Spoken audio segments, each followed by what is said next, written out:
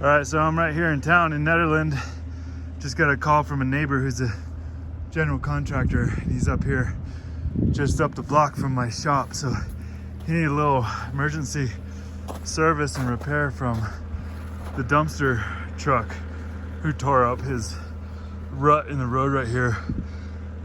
And then also bent over the valve box here. So I brought up the skid steer and we got some gravel there and some structural fill over there behind.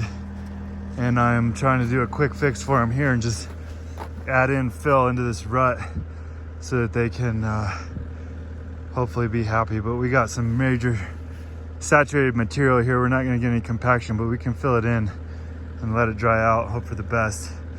But this water box here is definitely a wrench in the wheel works. And you know, I was just finishing up dinner with the wife and now I'm up here and I'm happy about it actually. I love this stuff. Can't get enough of it. And I'm probably just gonna take care of my neighbor here and no charge for this emergency service call. This is my neighbor. Last time we did a job for him, he got a little upset with one of my guys who's maybe what kind of hurt his feelings or something, but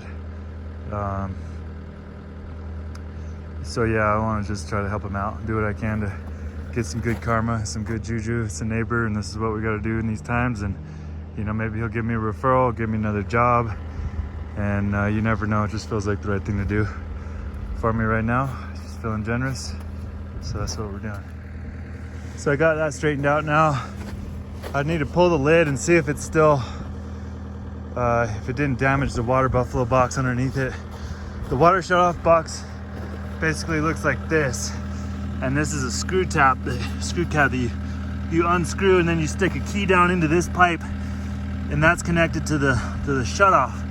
You can shut that on or off and turn that on. So if that pipe bent, then the city utility company is not going to be able to get their key down there to where they can shut the water on and off. So we don't know if that's the case here. That'll need to be investigated on a dry day and not now when we're under the gun on a tight timeline.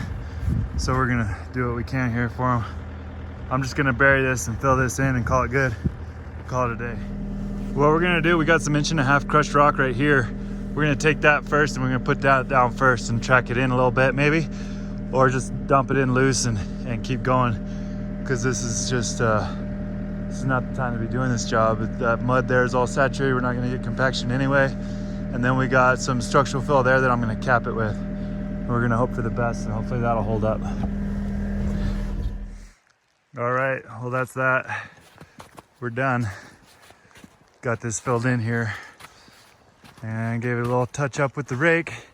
That's completely saturated mud down probably 2 feet deep, saturated dirt and mud. And I tried to get the drainage to kind of go through there and stay off the road, because as you can see we got a nice big rut right here. So that's what we're gonna call good for now. Maybe I'll touch up these tracks right here in the road and then go home and have myself a nice adult beverage.